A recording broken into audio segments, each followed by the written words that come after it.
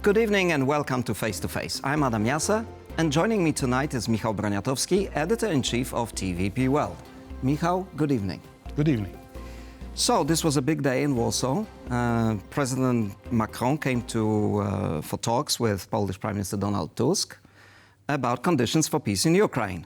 Both leaders insisted that any peace deal cannot be done without Kyiv's agreement, which could be interpreted as a signal to the incoming US administration that Poland and France oppose quick fixes.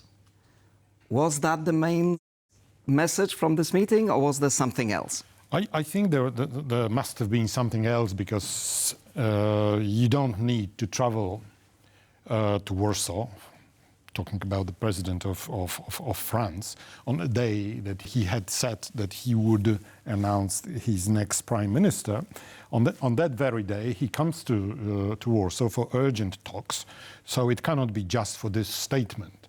And media reported, and their sources, diplomatic sources, confirmed that they were meeting to discuss very urgent matter of offering to Ukraine a peacekeeping force of about 40,000 soldiers, most probably NATO soldiers, to be deployed to separate Russian and Ukrainian forces.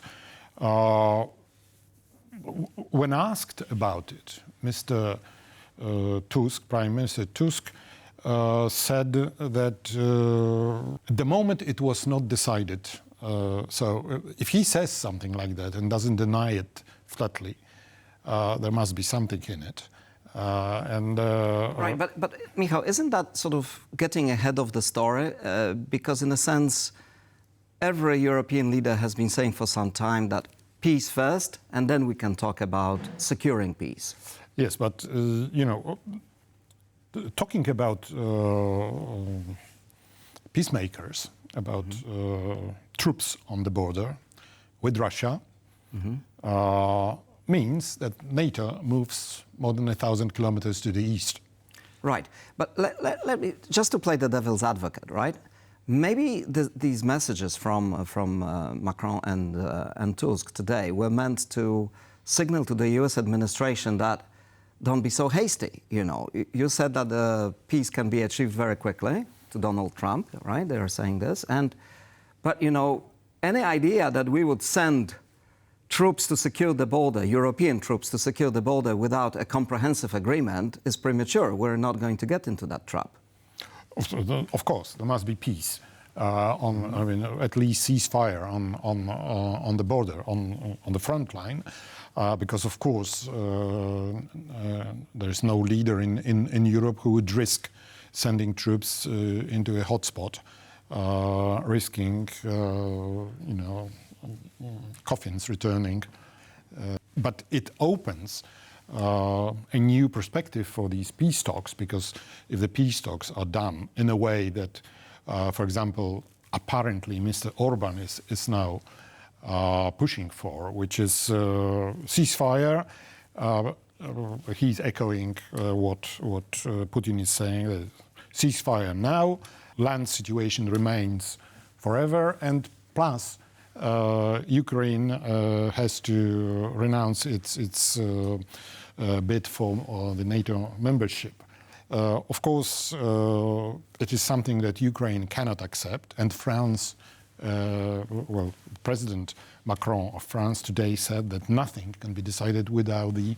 the Polish Prime Minister said the same thing. Yes, also. That nothing can be decided without Ukraine, but if they, well, if we know that they were discussing this matter, because otherwise it wouldn't be leaked a day before his visit to Warsaw. So if we know that they discussed this peacemaking forces on the border, is something, is a new opening for Ukraine to convince it to talk to Russians, if Russians want. Because what Ukraine needs first of all, is a guarantee that they will be not attacked in, say, 5 years' time. Okay, I think we're dealing with a bit of a negotiation now, sort of public negotiation, because as you rightly point out, Macron wouldn't be in Warsaw if there wasn't a good reason to signal something to the world and to the US administration. President Trump is saying, you know, further attacks by Ukraine inside Russia, this is madness and escalation and we don't need that. But in the same interview published today in some US media, he also said, well, this peace in Ukraine may not come as quickly as I had hoped. Surprise, surprise. Surprise, surprise. So everyone is sort of, but nevertheless, the fact that this new administration in the US is what, in 2 weeks' time, right? 3 weeks' time, it makes everybody move. And we also saw NATO countries taking a much more robust stance on, for example, spending on defense. NATO Secretary General today said that actually NATO needs to adopt a posture from the Cold War. And there is talk that countries, NATO members, are going to agree to a new target, new spending target of 3% of GDP.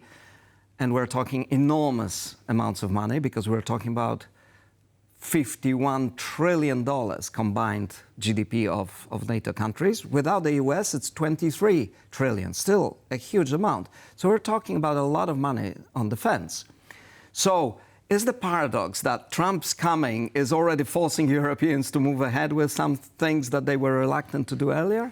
Paradoxically, it is definitely a result of the fact that Mr. Trump is coming to power because, you know, defeat. If the U.S.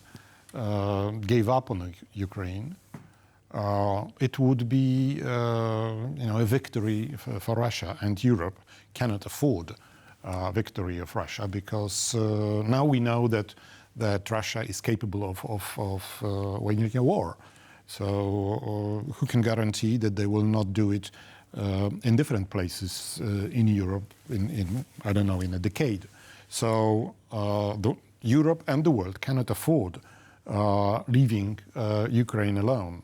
Not to mention that we can be friendly as well to Ukraine. So if Trump says things like that, responsible politicians should react. Right. And we shouldn't be sarcastic here. We should praise them that they finally took the message and they are working on it. Poland is at the helm of this movement. In fact, it was Prime Minister Tusk who started these discussions about very quickly preparing for more defense efforts. He started traveling around Europe. He was present at the meeting of Baltic and Nordic states, in which they were claiming that they will be supporting, you know, a victory of Ukraine over Russia. So it's nice for us that Polish leader is saying that.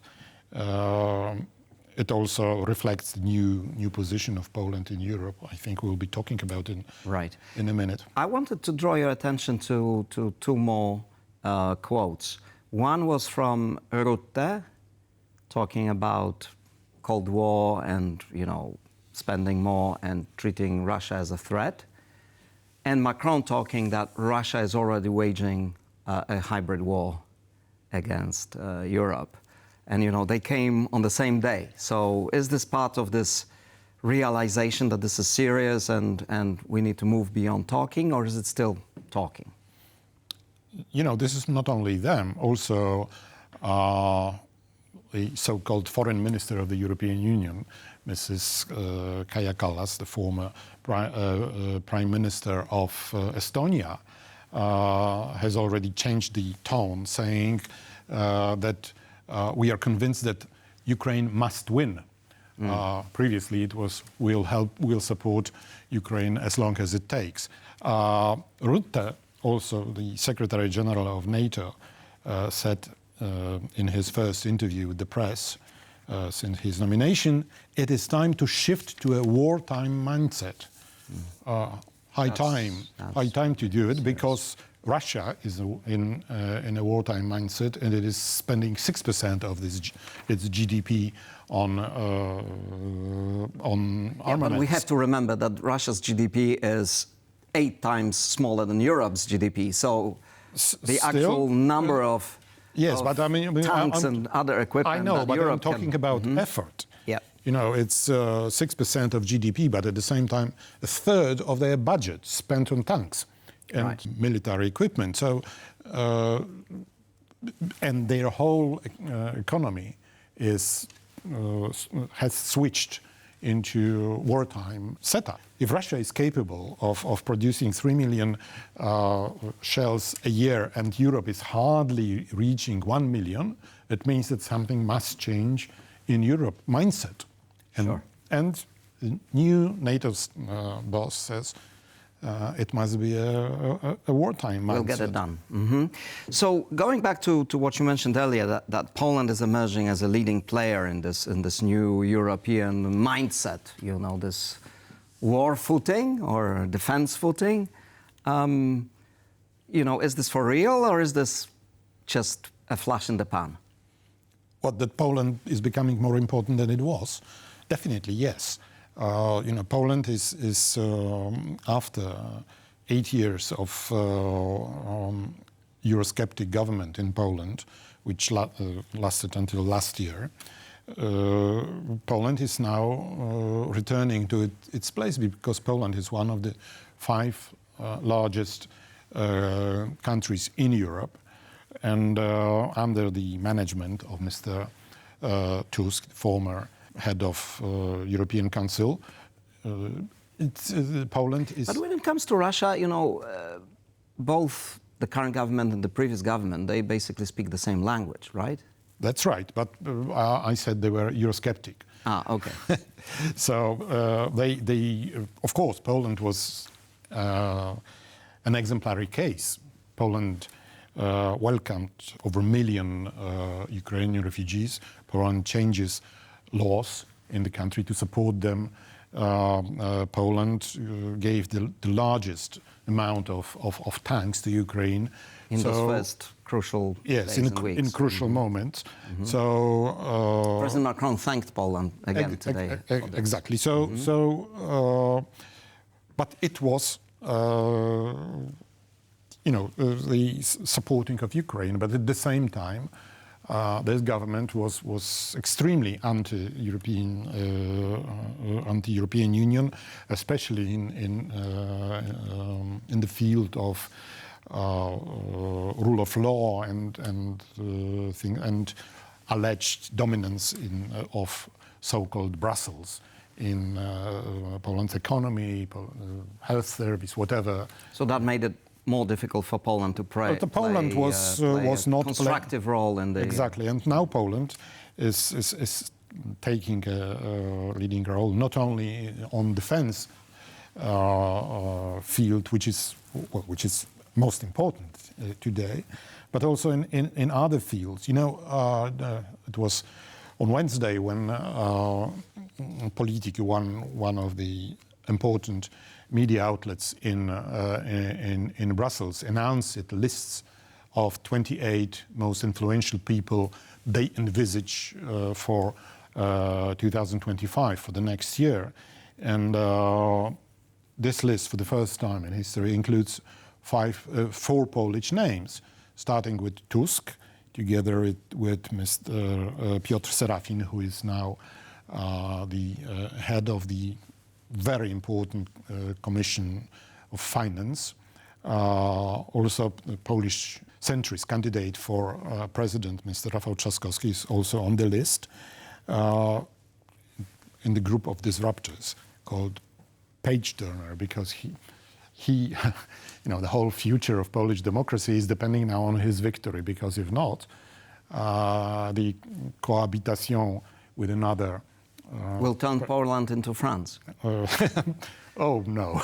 No? But it may be the case. And also Polish Foreign Minister Rafał Sikorski was listed among the group of dreamers. Dreamers? I thought Yeah. Sikorski was a bit of a realist. Well, yes, but he's dreaming about strong Polish army and also strong liaison with America. He's, I think, the most Atlantic-minded politicians in Europe, and even Politico called him Washingtonian. Right. While, just to get back shortly to Donald Tusk, he was called Bulwark by our friends from Politico. So Well, let me put it, the bar is raised very high for Mr. Tusk. He now needs to deliver and not to upset these high expectations. Sometimes, it's better to keep expectations low in order not to be disappointed, but I guess you're at least keeping fingers crossed for Mr. Tusk and the rest of the Polish team. Well, I do, but I don't want to admit it so openly. Oh, okay. But let me now turn, we discussed Poland, France, we discussed some other countries, the Nordic countries. There's one important building block missing from all of this, and its name is Germany. It's extremely hard to imagine just peace for Ukraine, more decisive policy towards Russia without Germany. And Germany, as we know, has been a bit hesitant on helping Ukraine or helping Ukraine win. But maybe this is changing. We have a new candidate for Chancellor, for Prime Minister, Friedrich Merz. He's leading in opinion polls, and a government may change under his leadership already in February. Will that make a difference, in your opinion? Is this going to finally align Poland, Germany, France more than it is now? I think definitely it will change, because the language which Mr. Merz is using when, for example, when he visits Kyiv is completely different from what Mr. Scholz, current Chancellor, is using.